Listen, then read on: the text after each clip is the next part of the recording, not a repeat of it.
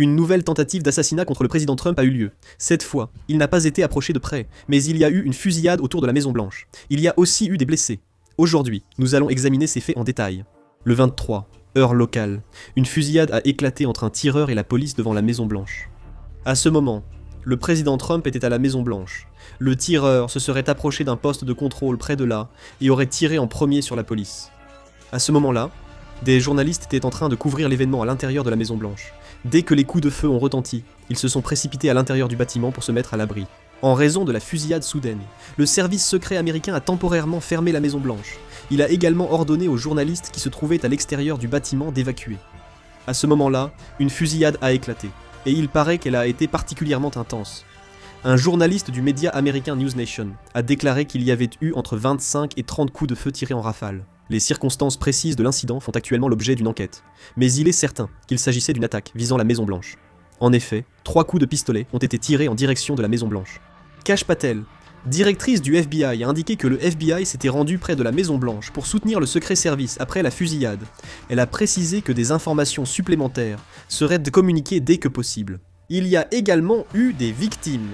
On rapporte que 2 personnes ont été blessées lors de la fusillade, et il est indiqué que le suspect est décédé, alors qu'il était transporté à l'hôpital après avoir été touché par balle. Le président Trump était à la Maison Blanche pour des affaires comme les négociations nucléaires avec l'Iran. Mais le tireur n'ayant pas pénétré dans le bâtiment, il n'a subi aucun dommage. La Maison Blanche a été confinée 45 minutes avant la levée du confinement. Il a été rapporté que le tireur était une personne nommée Bezeteux, âgée de 21 ans.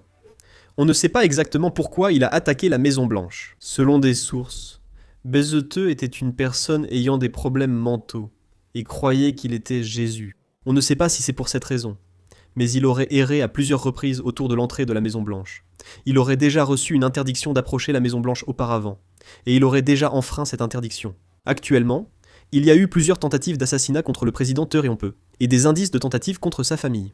Récemment, il y a même eu des reportages affirmant que la fille aînée du président, Ivanka Trump, était également devenue une cible d'assassinat. Il a été confirmé que la milice pro-iranienne irakienne Kataib Hezbollah avait tenté d'assassiner Ivanka Trump. Des sources ont indiqué que Kataib Hezbollah possédait une carte de l'emplacement et des plans de la maison d'Ivanka en Floride. Kataib Hezbollah a diffusé sur les réseaux une carte de la zone près de la maison d'Ivanka, déclarant « Américains, regardez cette photo. Ni vos maisons luxueuses, ni le secret service ne vous protégeront. Nous sommes actuellement en phase de surveillance et d'analyse. Notre vengeance n'est qu'une question de temps. » Même si ce n'est pas encore arrivé, des indices ont été détectés. La situation paraît plus grave car cet incident s'est produit plusieurs fois. C'est déjà la 5e tentative d'attaque visant le président Donald Trump. Si l'on regarde le déroulement dans l'ordre chronologique, on voit clairement à quel point l'atmosphère aux États-Unis est devenue dangereuse. Le premier incident a eu lieu le 13 juillet 2024 lors d'un rassemblement en Pennsylvanie.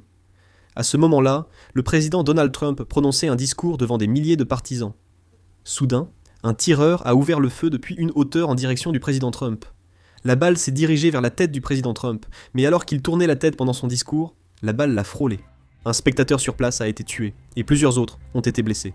L'ensemble des États-Unis a été choqué, et la peur que la violence politique soit devenue une réalité s'est rapidement répandue. Le deuxième incident s'est produit en septembre 2024 au Trump International Golf Club en Floride, et était jugé bien plus planifié. Le suspect s'était caché dans les buissons près du site depuis l'aube, attendant longtemps le moment où le président Trump se déplacerait. Selon l'enquête, il serait resté sur place près de 12 heures. Il était même prêt avec un fusil d'assaut, mais l'opération a échoué lorsque l'itinéraire du président Trump a soudainement changé. Après cet incident, les autorités chargées de la sécurité ont commencé à enquêter sur la possibilité de fuite de l'itinéraire présidentiel. Le troisième incident s'est produit en février 2026, dans la résidence privée de Trump en Floride. Cette fois, un homme armé a tenté d'entrer directement sur la propriété privée. Le suspect était armé d'un fusil de chasse et a été abattu sur place par les agents du Secret Service qui ont réagi immédiatement. Les médias américains ont analysé que ce nouvel incident montrait que le système de sécurité autour de Trump était constamment mis à l'épreuve. Le quatrième incident a eu lieu lors du dîner de l'association des correspondants accrédités à la Maison Blanche. Un homme armé a tenté de franchir la zone de sécurité avec une arme à feu et un couteau, près du lieu où se trouvaient des journalistes et des personnalités politiques. Le site a été immédiatement bouclé et le président Trump a été placé sous protection d'urgence.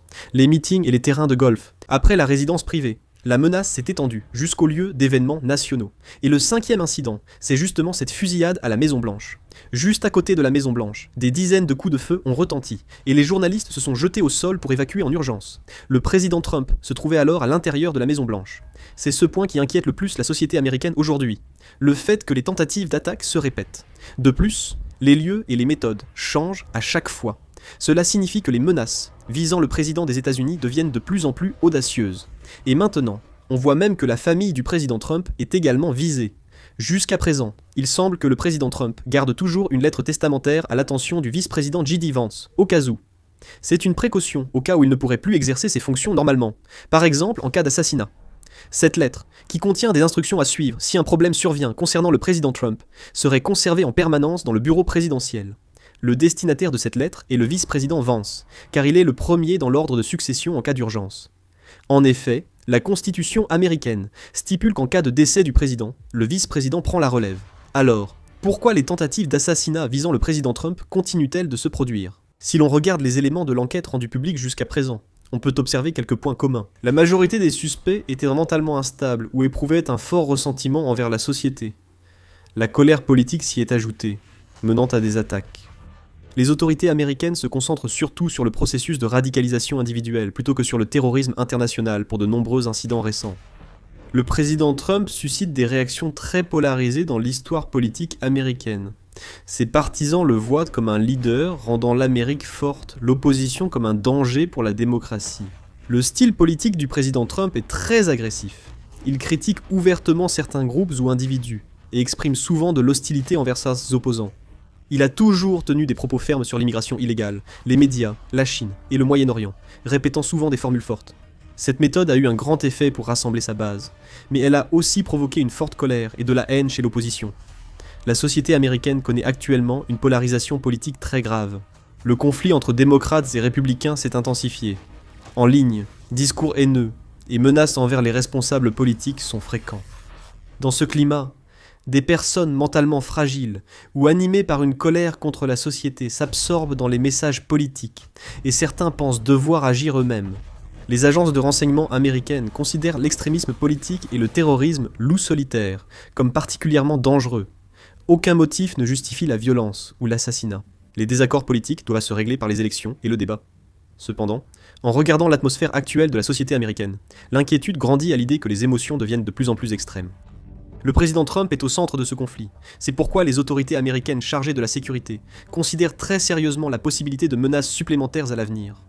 Le président Trump a toujours activement utilisé les situations de crise pour renforcer son image politique.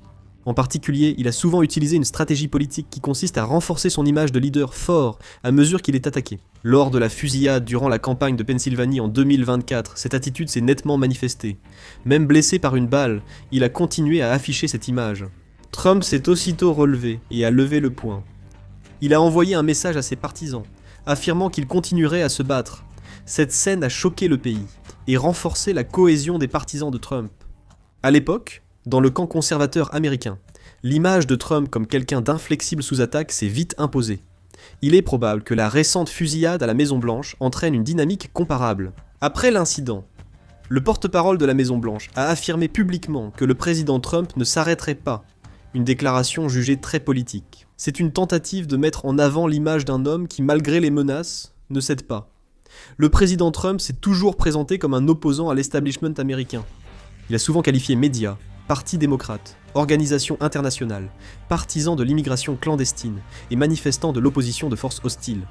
Ce discours a fortement renforcé la cohésion de sa base électorale. Surtout dans une situation où la menace d'assassinat se répète comme en ce moment. Il est probable que la sympathie et la solidarité au sein de la base de soutien du président Trump deviennent encore plus fortes, parce que cela peut donner l'impression qu'il se bat au péril de sa vie. Dans les communautés conservatrices américaines, l'idée que Trump est attaqué pour vouloir changer l'Amérique se répand vite après cet incident. Dans le camp opposé à Trump, on craint que ce type d'incident serve à des fins politiques. On estime que le fait même qu'il y ait un risque extrême, comme celui d'une tentative d'assassinat, ne fait qu'accroître la tension au sein de la politique américaine.